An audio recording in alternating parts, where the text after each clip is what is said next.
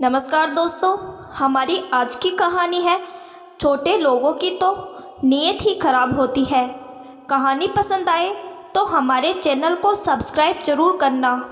रश्मि और स्नेहा के घर में घुसते ही अमर चिल्लाने लगा, कहाँ थी तुम? और रश्मि को क्यों अपने साथ लेकर गई थी? बोलती क्यों नहीं? अमर लगातार सवाल पर सवाल पूछ रहा था और स्नेहा बस सिर झुकाकर खड़ी थी और रश्मि उसके बगल में खड़ी रो रही थी। अमर ने अचानक स्नेहा का हाथ पकड़कर जोर से मोड़ा। बेचारी की तो दर्द के कारण चीख ही निकल गई। तभी रश्मि रोते रोते चिल्लाई, भैया प्लीज़ भाभी से कुछ मत कहो। भाभी आप अपने रूम में जाओ, भैया मैं बताती हूँ सब कुछ। स्नेहा चुपचाप अपने कमरे में चली जाती है और रश्मि अपने भाई को बताती है, भैया भाभी ने तो आज मेरी जान बचाई है। मैं तो मरने जा रही थी, आज मेरी जान भाभी की वजह से ही बच पाई है। अमर और स्नेहा की शादी को 10 साल हो गए। अमर के माता पिता का स्वर्गवास अमर की शादी से पहले ही हो गया था।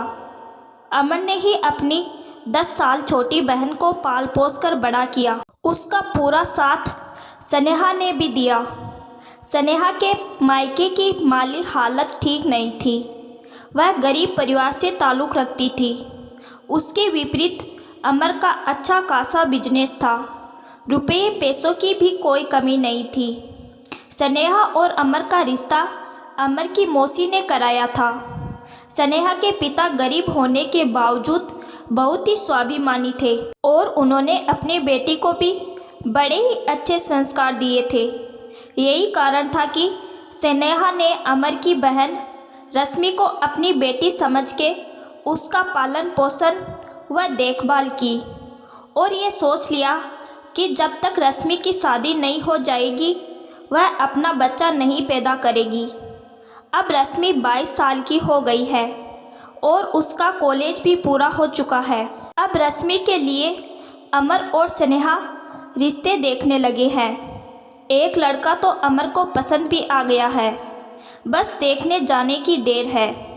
मगर अमर बावजूद इसके कि वो स्नेहा की तारीफ करे, हर बार उसमें कोई ना कोई नुक्स निकालता रहता और यहाँ तक कि उस पर हाथ भी उठाता।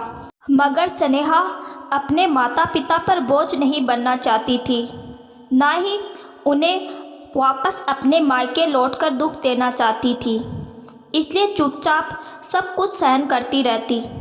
एक दिन अमर की अलमारी के लॉकर से 25,000 रुपये गायब हो गए। संयोगवश उसी के एक दिन पहले स्नेहा अपने पिता की तबीयत खराब होने की वजह से उन्हें पूछने अपने मायके गई थी। जब अगले दिन अमर ने रुपये गायब देखे तो उसने स्नेहा से ना पूछा कि रुपये उसने लिए क्या, बल्कि सीधा स्नेहा पर इल्ज़ाम लगा दिया कि उसने रुपये चोरी कर अपने पिता को दिए हैं। स्नेहा बहुत रोई और उसने अपनी सफाई भी बहुत पेश की, मगर अमर फिर भी उसे यही कहता रहा कि उसी ने चोरी की है और चोरी करने की क्या ज़रूरत थी। अगर ज़रूरत थी तो मुझसे मांग लेती।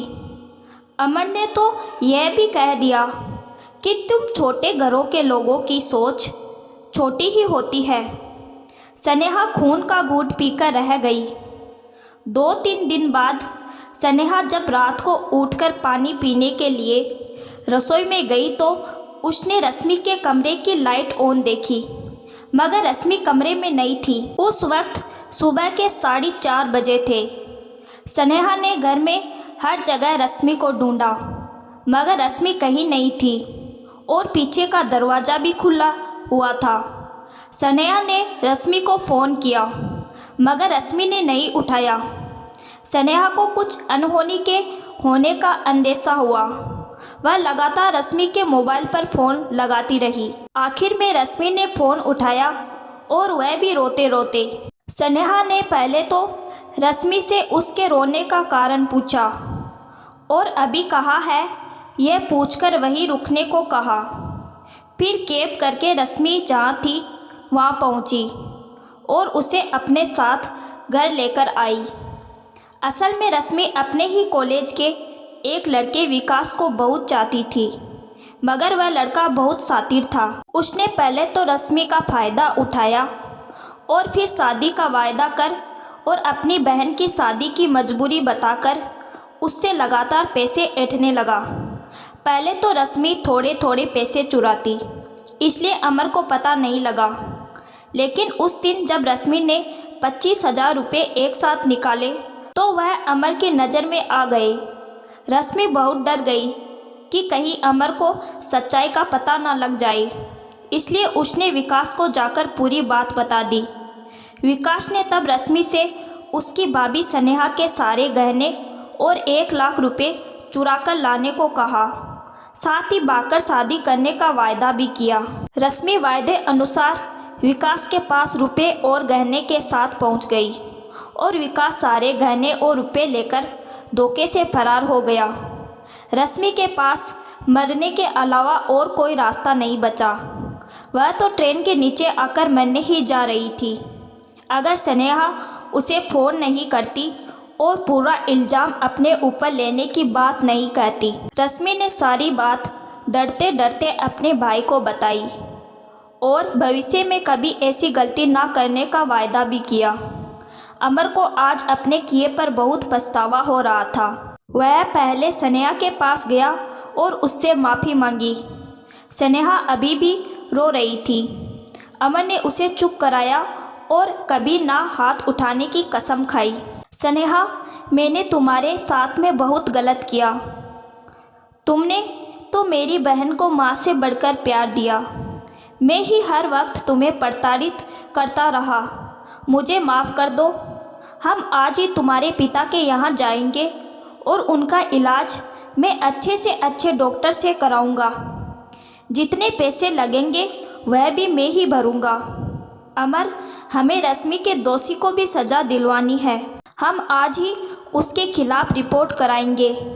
रश्मि को उसका घर नहीं पता, मगर उसके घर का पता रश्मि के कॉलेज से चल सकता है और रश्मि के पास उसकी एक तस्वीर भी है। और हम अब रश्मि की शादी भी कोई अच्छा सा लड़का देखकर जल्द ही कर देते हैं। अब देरी करना ठीक नहीं। हाँ, तुम ठीक कह रही हो, लेकिन पहले तुम्हारे घर और फिर पुलिस स्टेशन। और हाँ, तुम हीरा हो स्नेहा। तुम जैसी पत्नी पाने के लायक नहीं था मैं, मगर फिर भी भगवान ने तुम्हें मुझे दिया और मैंने कभी तुम्हारी कदर नहीं की। मगर अब कभी ऐसा नहीं होगा।